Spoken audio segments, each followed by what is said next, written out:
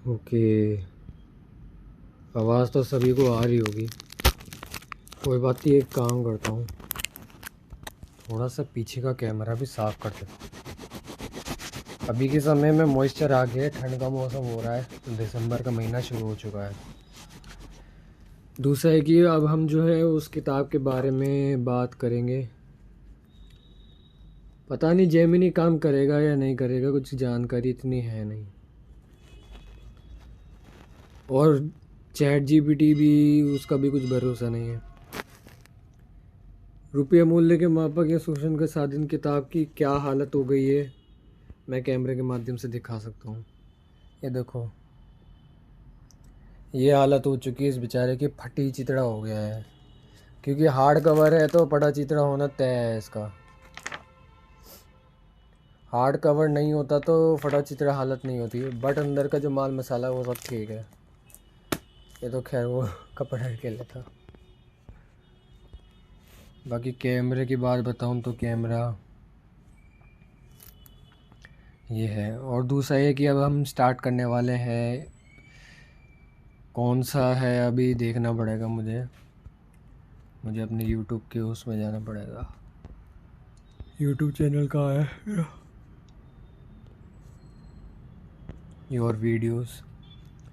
तो पार्ट कौन सा है ये, अभी प्लेलिस्ट में मैंने बना रखी है वैसे तो। प्लेलिस्ट क्या है क्या नहीं मुझे पता नहीं, कि थोपड़ा दिखाना बहुत ज़रूरी पड़ता है लिटरली। तो रुपये वाली ये है। इसमें जो पार्ट्स है वो पार्ट 19 है, और बाकी सब तो खैर रुपये वाले में मैंने इसलिए घुसेड़ दिया क्योंकि ज़रूरी था। बट कोई बात नहीं, जो है सो है। मुझे थोड़ा प्लेलिस्ट एडिट करूँगा थोड़ी सी।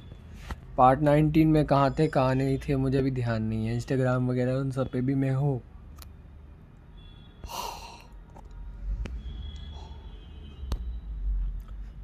ओके, मूवी लाइव किल मूवीज, सॉरी। अब दूसरा ये कि पेज इस पे, अगर यदि हम चैट जीपीटी पे जाते हैं तो चैट जीपीटी में ऐसा ऑप्शन है नहीं अभी के समय पे कि वो पेज को पढ़ दे। पर मैं फिर भी पूछ लेता हूँ कि पेज को पढ़ सकता है नहीं।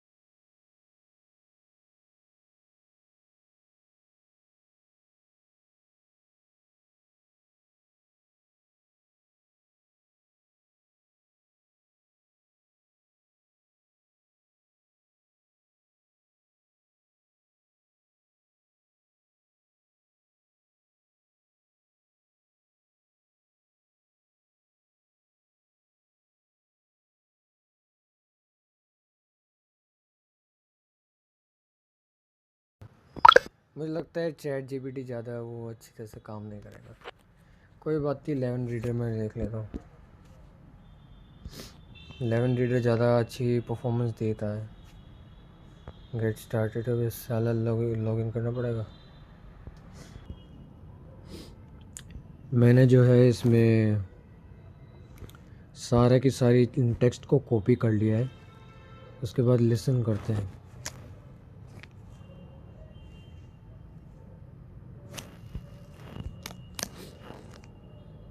ब्रिटिश इंडिया गवर्नमेंट द्वारा पेपर करेंसी एक्ट 1882 लागू। Act 20 of 1882। British India government द्वारा act 20 of 1882 the Indian paper currency act Bharat में लागू किया गया, जिसमें पेपर करेंसी को वैध निविदा या वैध दस्तावेज घोषित करते हुए पेपर करेंसी को सोने के सिक्के की वैध निविदा या वैध दस्तावेज या सर्टिफिकेट प्रमाण पत्र कहा गया है, जिसे धारक द्वारा मांगे जाने पर पेपर करेंसी के बदले सोने का सिक्का या बुलियन देना है।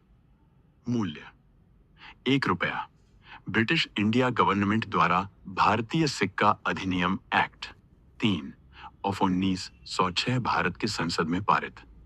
ब्रिटिश इंडिया गवर्नमेंट द्वारा भारत की संसद में भारतीय सिक्का अधिनियम 1906 पारित हुआ, जिसमें act number 17 of 1835, number 21 of 1838, number 13 of 1862, number 21 of 1870 के ईस्ट इंडिया कंपनी रुपया, ईस्ट इंडिया कंपनी मोहर एवं गवर्नमेंट रुपया, गवर्नमेंट मोहर तथा ब्रिटिश मुद्रा सॉवरेन के भार मानक मूल्य मानक स्टैंडर्ड को हूबहू अपनाते हुए ब्रिटिश मुद्रा सॉवरेन्स के मानक स्टैंडर्ड मोहर मानक को छोड़कर अपनाया। यही भारतीय सिक्का अधिनियम 1906 आज भी विधि द्वारा मान्य रुपए का वैध निविदा या वैध दस्तावेज या लीगल टेंडर है। तो ये तो लीगल टेंडर वाली बात हो गई। ठीक है, अब इन सभी को ना रिमूव फ्रॉम क्वेरी आर्काइव करके हटा दो इन्हें। ठीक है, 1 मिनट, क्रैश तो नहीं हो गया मोबिजन दिख नहीं रहा। अच्छा हाँ, start capturing while using that. ठीक है, अब जो है इसका कुछ भी कैप्चर करना नहीं है मुझे। इसका कारण ये है कि भाई इसका पेज नंबर जो ये है 87 हो गया। सॉरी हाँ 87 हो गया। 88 और 89 देख लेते हैं। 89 में थोड़ा गड़बड़ी है, मैं बताऊंगा गड़बड़ी क्या है, लेकिन उसके लिए मुझे पहले यहाँ पे ये रखना पड़ेगा और थोड़ा सा ये, फिर सर्कल टू सर्च का प्रयोग करूँगा मैं। यहाँ से ये जितना भी इसमें टेक्स्ट है ये कॉपी करके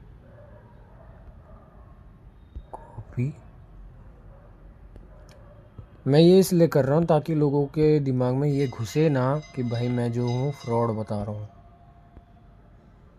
कि मैं कैसे करता हूँ कैसे नहीं। सब अपने आप कर लेना, चोमू बने की हरकतें करने की ज़रूरत नहीं है। यहाँ पे लिसन में जाते हैं और यहाँ पे जाते हैं। गवर्नमेंट मोहर के अनुसार प्रति रुपया शुद्ध स्वर्ण मूल्य क्रय शक्ति 0.712733 ग्राम या 712 मिलीग्राम था। 712 मिलीग्राम से ब्रिटिश मुद्रा सोवरेन्स में परिवर्तित होकर प्रति रुपया शुद्ध स्वर्ण मूल्य क्रय शक्ति 0.5299191 ग्राम या 529 मिलीग्राम हो गई। ब्रिटिश रॉयल कमीशन या हिल्टन यंग आयोग के सुझाव पर भारत में रिजर्व बैंक की स्थापना। ब्रिटिश इंडिया गवर्नमेंट द्वारा हिल्टन यंग कमीशन के सिफारिश पर भारत में केंद्रीय बैंक के रूप में रिजर्व बैंक का भारतीय रिजर्व बैंक के नाम से स्थापना करते हुए 6 मार्च 1934 को भारतीय रिजर्व बैंक अधिनियम 1934 भारत में लागू किया, जिसके अंतर्गत मॉनेटरी सिस्टम गुलाम बनान की प्रणाली लागू किया। इस अधिनियम में कठिन शब्दावली एवं बहुअर्थी भाषा का प्रयोग करते हुए शब्दों के मकड़जाल में उलझाया गया है। 1 अप्रैल 1935 से भारतीय रिजर्व बैंक का कार्य प्रारंभ। भारत में लागू भारतीय रिजर्व बैंक अधिनियम 1934 के प्रस्तावना के कुछ पंक्तियों की सरल व्याख्या एवं कुछ प्रमुख धाराओं का उल्लेख।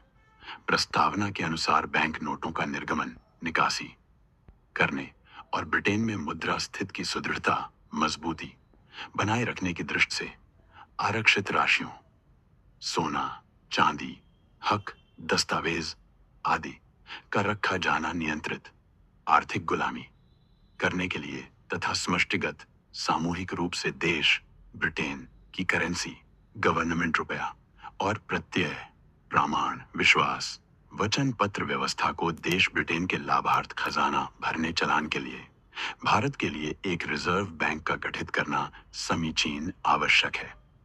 धारा 29 के अनुसार रिजर्व बैंक का भारत में सरकारी कारोबार का संव्यवहार करने का अधिकार होगा। तो ये हो गया। दूसरा जो है ना, क्या नाम है इसका, अभी मैं ना फ़िल्टर्स जो है ना चेंज कर रहा था। मैंने कहा चलो ठीक है, अब इस पे आते हैं। यहाँ पर जो डॉक्यूमेंट दी गई है आरटीआई, उसमें दिक्कत है, अभी वो सही ढंग से दिख नहीं रहा है। उसका बस एक ही कारण है, कारण ये है कि जो क्या नाम है इसका, जो टेक्स्ट है वो ऐसा ही नहीं है। ठीक है, टेक्स्ट को थोड़ा सा वैसे करना पड़ता है। अब इसको ज़रा डिलीट मारना कैसे होता है यार।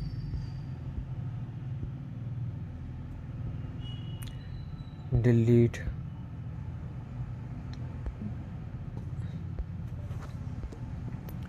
अब इसे लिसन करते, ज़्यादा बड़ा तो है नहीं। केंद्रीय सरकार ऐसी शर्तों पर जैसी करार पाई जाए अपने सब धन संबंधी, विप्रेषणादेश संबंधी, विनिमय संबंधी और भारत में बैंककारी संबंधी समव्यवहार रिजर्व बैंक को सुपुर्द कर देगी और विशेषतया बिना ब्याज लिए अपने नगद अतिशेष रिजर्व बैंक में निक्षिप्त करेगी। ओके, अब आते हैं हम इस लीगल डॉक्यूमेंट में कि भाई ये क्या लीगल डॉक्यूमेंट है। मतलब लीगल डॉक्यूमेंट कम कहूँगा, लीगल पेपर कहूँगा। इसमें जब तुम देख पा रहे हो ना, यहाँ पे लिखा है 1934 का अधिनियम संख्याक 2, भारतीय रिजर्व बैंक का अधिनियम 1934 पढ़ा तो जा रहा है। खैर, भारतीय रिजर्व बैंक के गठन करने के लिए अधिनियम बैंक नोटों का ये निर्गमित करने और भारत में मुद्रा संस्था ये वगैरह वगैरह जो है ना, इसके रिगार्डिंग मुझे एक काम करना पड़ेगा। मुझे जो भारत का रिजर्व बैंक ऑफ इंडिया जो है ना 1934 का, इसका देखना पड़ेगा डॉक्यूमेंट कहाँ से मिलेगा। अधिनियम 2 के बाद यहाँ अधिनियम संख्यापक 2 लिखा है यहाँ पे, यानी कि जो एक्ट 2 है यहाँ पे, reserve bank of India act 2 1934।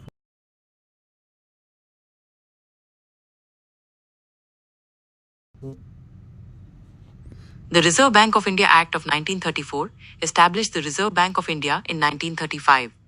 It outlines the bank's role in ensuring monetary stability, managing currency, and overseeing the credit system. The Act covers the bank's structure, functions, and regulation of financial markets. For financial advice, consult a professional. इसका जो volume है ना, वो sir speaker सही काम कर नहीं रहे हैं। The Reserve Bank of India Act 1934 agreement of section, यहाँ पे अधिनियम 2 चेन है तो चैप्टर 1 है, ये लिखा है यहाँ पे एक्ट और 2, एक्ट नंबर 2। ये तो इंग्लिश में है, थोड़ा हिंदी में करने की कोशिश मैं करूँगा ज़रूर। An act to constitution a reserve bank where the reserve bank for India, reserve bank for India, देखो to regulate the issue of bank note. देखो ये क्या लिखा है, whereas it is expedient, expedient ऐसी कुछ, to the constitute a reserve bank for India, of India नहीं है, for India, reserve bank for India, reserve bank लाया गया यहाँ पे भारत के लिए। यहाँ क्या बोला गया है, reserve bank of India Bharat के लिए, फॉर इंडिया, भारत के लिए रिजर्व बैंक लाने की यहाँ पे एक्सपीडियंट करने की, where it is expedient to constitute a reserve bank for India, of India की जगह फॉर इंडिया, और ये अभी तक है। इसको हिंदी में ट्रांसलेट करूँ, ये पूरे के पूरे टेक्स्ट को यहाँ पे अगर मैं ट्रांसलेट करूँ, पढ़ाना भाई किसी की औकात नहीं है भाई।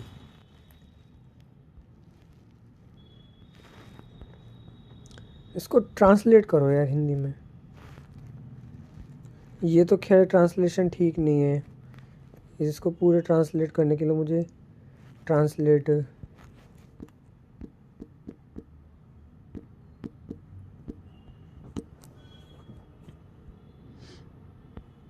रुक जाओ, मुझे इसे कॉपी ही करना पड़ेगा, क्योंकि लोगों को लगता है ना कि हम झूठे हैं, वो हैं, ये लोग, इनका पहले से ही वो है फलाना ढिमकाना। बताता हूँ मैं, हम कैसे एडिटिंग करते हैं, हम कैसे क्या करते हैं, वो सब पता चल जाएगा। क्या नाम है इसका,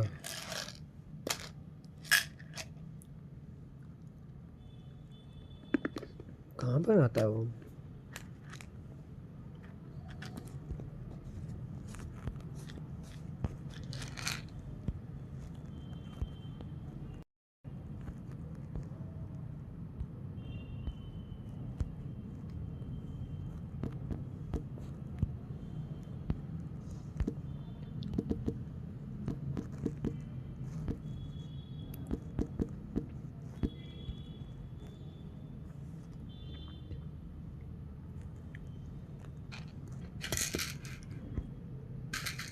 नमस्ते।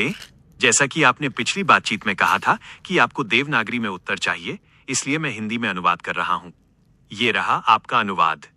जबकि भारत के लिए बैंक नोटों के निर्गम, इशू के विनियमन, रेगुलेट और मौद्रिक स्थिरता, मॉनेटरी स्टेबिलिटी सुनिश्चित करने की दृष्टि से आरक्षित निधि, रिजर्व्स रखने हेतु एक रिजर्व बैंक का गठन करना समीचीन, एक्सपीडियंट है। संक्षिप्त व्याख्या। Whereas, जबकि एक्सपीडियंट टू कॉन्स्टिट्यूट, गठन करना समीचीन है। Reserve bank for India, Bharat के लिए एक reserve bank. Regulate the issue of bank notes, bank नोटों के निर्गम का विनियमन करना। कीपिंग ऑफ रिजर्व्स, आरक्षित निधि रखना। With a view to securing monetary stability, मौद्रिक स्थिरता सुनिश्चित करने की दृष्टि से। क्या आप इस पाठ के किसी अन्य भाग का या किसी और दस्तावेज का अनुवाद? मुझे और कोई दस्तावेज का अनुवाद नहीं चाहिए। अध्याय यहाँ पे है, अध्याय 1 चैप्टर 1, और अगर इसमें जाके देखें क्या नाम है इसका, ये हटाओ कैमरा, इस पे जाके अगर हम देखें, यहाँ पे हाईलाइटेड किया गया है, ब्रिटिश भारत लिखा हुआ है यहाँ पे। तो अध्याय 1 और ये प्रारंभिक, इसके लिए तो मुझे देखना पड़ेगा कि ये चीज़ जो है चैप्टर 1 में ही लिखा है क्या। यहाँ पर चैप्टर 1 का एक्ट नंबर 1, चैप्टर 1 प्रिलिमिनरी, ये रहा शायद, ये दिखे। एक्ट 2 के बाद जो है एंड वेयर इज द, ये मॉडर्न मॉनेटरी सिस्टम, देखो अच्छा यहाँ पे एक चीज़ है, India whereas it is essential to have a modern monetary policy framework, फलाना ढिमकाना, ये उट पटांग जो कुछ भी है, to meet the challenge of an incredible complex economy. यानी कि यहाँ पे लिखा है कि भाई कॉम्प्लेक्स इकोनॉमी जो इनकी है डिजिट वाली, उसको स्टेबलाइज करने के लिए रिजर्व बैंक लाने की इन्होंने कोशिश की थी।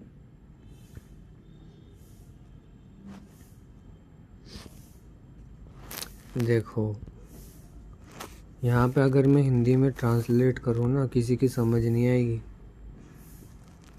ठीक है।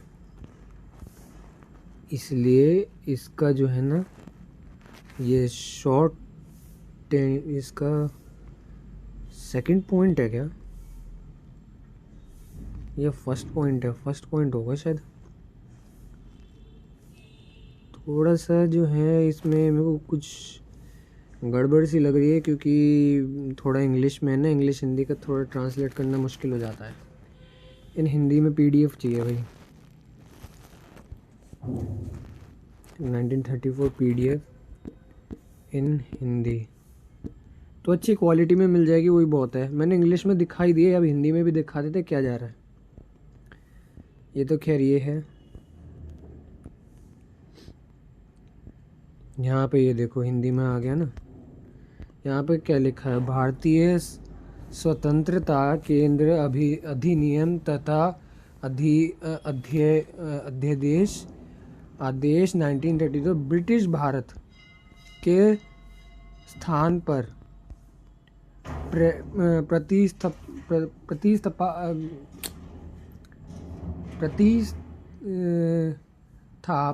प्रतिस्थापित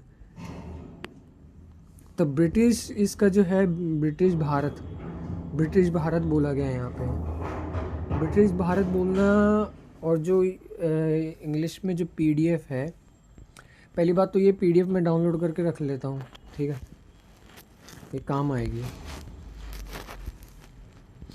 लेकिन अभी कैसे डाउनलोड करूँ इसे, डाउनलोड करना आसान काम नहीं है, बट कोई बात नहीं, चलो ठीक है, नहीं डाउनलोड कर रहा मैं, वो तुम लोग डाउनलोड कर लेना, मैं ये थोड़ी कह रहा हूँ कि डाउनलोड ही मत करो। और यहाँ पे इंग्लिश में लिखा है या नहीं वो भी दिखा देते हैं कि ब्रिटिश भारत, ब्रिटिश इंडिया लिखना चाहिए था फॉर द फंक्शन, ये यही है ना। So it is extended whole of India the section, ये तो खैर अलग है, ये वाला थोड़ा अलग है। एक्ट नंबर 2 प्रिविलेज का तो स्टार्टिंग वाला अलग है, ये इसमें ब्रिटिश भारत के बारे में कुछ शब्द जो है ना वो पहले दिखाना बहुत ज़रूरी है, ब्रिटिश इंडिया लिखना चाहिए।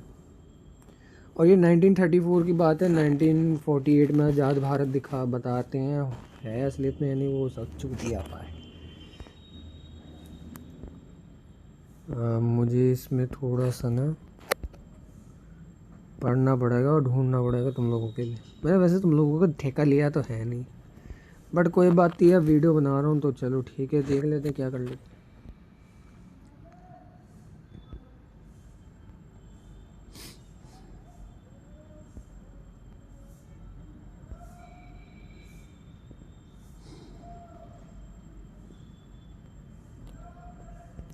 One May for the function of the Reserve Bank Burma after the separation of the country from India. Burma? For the functioning of the Reserve Bank in relation of Burma.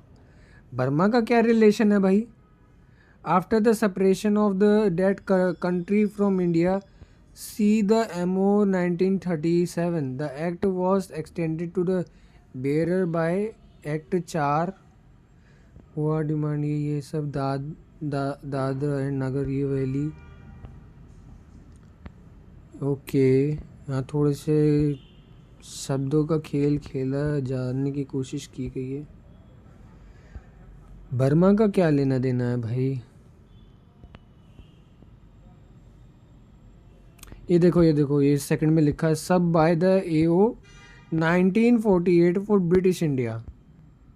1947 में तो देश आज़ाद की बात लिखी थी, यहाँ पे सब्ज by the A.O 1948 for British India. 1948 में ब्रिटिश इंडिया क्यों बोला गया है यहाँ पे, 1947 में भारत आज़ाद हो गया था ना, ब्रिटिश इंडिया क्यों लिखा है यहाँ पे।